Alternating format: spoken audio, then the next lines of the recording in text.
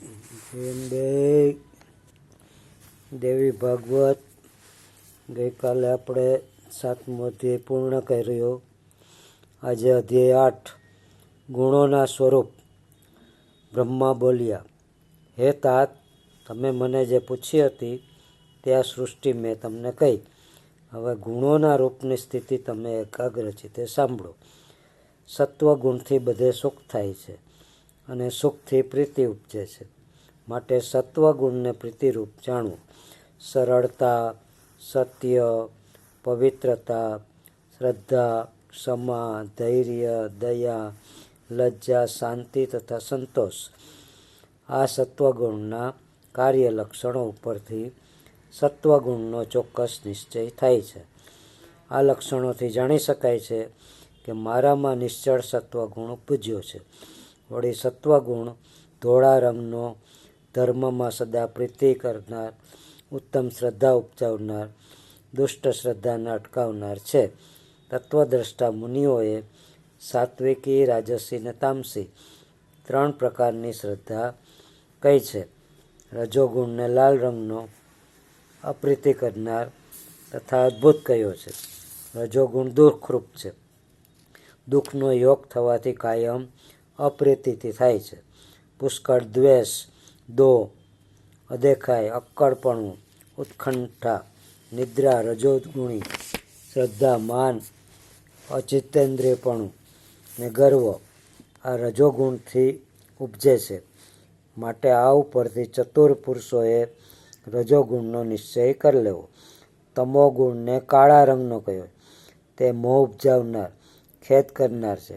આળસ, અજ્ઞાન, નિદ્રા, અધીનતા, ભય, વિવાદ, કંજુસાઈ, કપટીપણું, રોષ, ભેદભાવ, અત્યંત નાસ્તિકતા અને પારકા દોષ જોવા.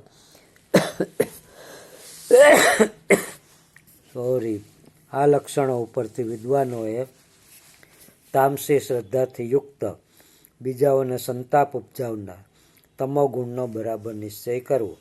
કલ્યાણિતતા મનુષ્યએ સત્વગુણને પ્રકાશમાં લાવવો, રજોગુણને દબાવી દેવો ને તમોગુણનો અત્યંત નાશ કરવો. આ ગુણો એકબીજાને દબાવી પરસ્પર વિરોધ કરે છે એવો એમનો સ્વભાવ છે.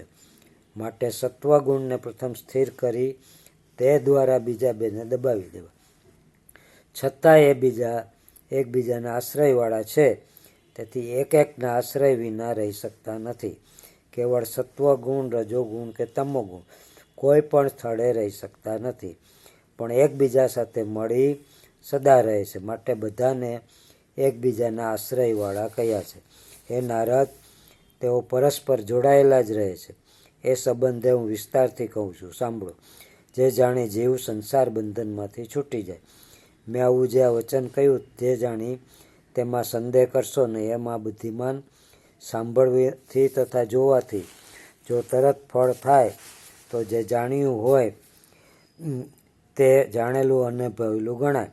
પણ સંસ્કારથી તથા સ્મરણથી જે જાણ્યું હોય તેમાં તત્કાળ તે પદાર્થનો અનુભવ ન હોય, તેથી ફળ પણ ન હોય. માટે તે સારી રીતે જાણેલું થઈ શકતું નથી. જે કામમાં ફળ દેખાય નહીં તે કામ કર્યું હોય તો પણ ન કરેલું જ છે. રાજસી તથા તામસી એવા જ હોય છે. જેમ કોઈ મનુષ્ય પવિત્ર તીર્થ સાંભળ્યું હોય એટલે તેને રાજશ્રી શ્રદ્ધા થાય. તીર્થ ઉપર જવા નીકળે, ત્યાં જઈ જેવું પોતે સાંભળ્યું હોય તેવું દેખે છે. તે સ્નાન તથા કરવાનું કૃત્ય કરી રાજસ દાન પણ કરે છે. રજોગુણથી ઘેરાઈ કેટલોક કાળ ત્યાં રહે છે પણ ખરો, છતાં રાગ દ્વેષથી રહિત થયા વિના ક્રામ ક્રોધથી વીંટાયેલો જ ફરી ઘેર આવી પૂર્વની પેઠે જેવો હતો તેવો જ રહે છે. એ નારદ, ખરી રીતે મનુષ્ય તીર્થ સાંભળ્યું જ ન ગણાય, અનુભવ્યું પણ ન ગણાય. કેમ કે રજોગુણના સહવાસથી તેણે ફળ મેળવ્યું નથી, એટલે તે તીર્થને સાંભળ્યું નથી એમ જાણો. જેમ લોકમાં પાકેલું અન્ન ખાવા મળે એ જ ખેતીનું ફળ ગણાય છે, તેમ પાપ રહિતપણું થાય છે એ જ તીર્થનું ફળ તમે જાણો. કામ, ક્રોધ વગેરે, બીજા લોભ, મોહ, તૃષ્ણા, દ્વેષ, રાગ, મદ, અસૂયા, ઈર્ષા, ક્ષમા, અશાંતિ આ બધા પાપી દેહના વિકારો છે. જ્યાં સુધી દેહમાંથી નીકળ્યા નથી ત્યાં સુધી મનુષ્ય પાપયુક્ત ગણાય. તીર્થાટન કર્યા છતાં જો આ પાપ દેહમાંથી ન જાય તો કેવળ નિષ્ફળ પરિશ્રમ જ થયો છે એમ જાણવું. જેમ ખેડૂતે મહેનત કરી ખેતરને ચોતરફ બાંધ્યું હોય, વેરાન જમીન ખેડી મહાકિંમતી બી વાવ્યું હોય, ફળ મેળવવા ઉત્સુક થઈ રાત દિવસ રક્ષા કરી ઘણું દુઃખ પામ્યું હોય, એ તેની વૃત્તિ જોકે હિતકારી કહેવાય. પણ હેમંત ઋતુનો સમય આવતા તે જો સૂઈ જવા લાગે તો જંગલી વાઘ વગેરે તીડો ખાઈ જાય અનાજ, તેને નિરાશ કરે. પુત્ર એમ તે ખેડૂતની મહેનત કેવળ નિષ્ફળ જ થાય. તેમ રાગ દ્વેષાદિથી રહિત નહીં થયેલાનું તીર્થાટન પણ ફળ આપનાર ન થતાં ઉલટું દુઃખદાયી છે. એના રદ વેદાંત શાસ્ત્રના શ્રવણ મનનથી સત્વગુણ જો અત્યંત તીવ્ર બની વધે તો તામસને રાજસ પદાર્થો તરફ વૈરાગ્ય થવા રૂપ ફળ ઉપજે છે.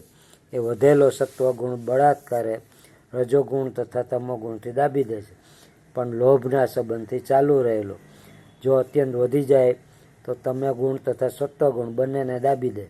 એ જ પ્રમાણે મોહના સંબંધથી વધી પડેલો તમોગુણ પણ તીવ્ર બની સત્વગુણ તથા રજોગુણ બંનેની સામે જઈ દાબી દે છે. હવે તેઓ એકબીજાને જે રીતે દાબી દે છે તે હું તમને વિસ્તારપૂર્વક કહું છું. જ્યારે સત્વગુણ વધ્યો હોય ત્યારે ધર્મમાં સ્થિર થયેલી બુદ્ધિ રજોગુણથી થયેલા બહારના પદાર્થનો વિચાર કરતી નથી, પરંતુ સત્વગુણથી થયેલા પદાર્થને જ ગ્રહણ કરે, એમાં ફેરફાર થતો નથી અને અનાયાસે આચરેલા ધર્મને તથા યજ્ઞને ઈચ્છે છે. મોક્ષને ઈચ્છતો મનુષ્ય સાત્વિક ભોગો માટે જ ઈચ્છા કરતો નથી તો તામસ પદાર્થો માટે તો ઈચ્છા કેમ કરે? એમ એ પુત્ર પ્રથમ જો રજોગુણને જીત્યા પછી તમોગુણને જીતે ત્યારે જ કેવળ સત્વગુણ નિર્મળ થાય. રજોગુણ જ્યારે વધ્યો હોય ત્યારે રાજશ્રી શ્રદ્ધા પ્રાપ્ત કરી સનાતન ધર્મો છોડી દે છે, આગળ ધર્મો આચરે છે. રજોગુણથી ધન વધે છે, પણ ભોગ તો રજોગુણી જ હોય છે. તેથી સત્વગુણ ત્યાંથી નીકળી જાય છે, તમોગુણ દબાઈ જાય છે. જ્યારે તમોગુણ વધીને તીવ્ર બન્યો હોય ત્યારે વેદ તથા ધર્મશાસ્ત્ર પર વિશ્વાસ રહેતો નથી. તેમજ તમોગુણી શ્રદ્ધાને પામી ધનનો નાશ કરે છે, બધા પર દ્રોહ કરે, શાંતિ પામતો નથી. વળી સત્વગુણ તથા રજોગુણને દાબી દઈ તે મનુષ્ય ક્રોધી, દુષ્ટ બુદ્ધિ, લૂચો બની વિશાળ પદાર્થો માટે ઈચ્છાનુસાર વર્તે છે. સત્વગુણ રજોગુણ કરતાં તમોગુણ એકલા હોતા નથી, પણ જોડાઈને જ રહેવાના સ્વભાવવાળા હોય, એકબીજાનો આશ્રય કરી સાથે જ રહે છે.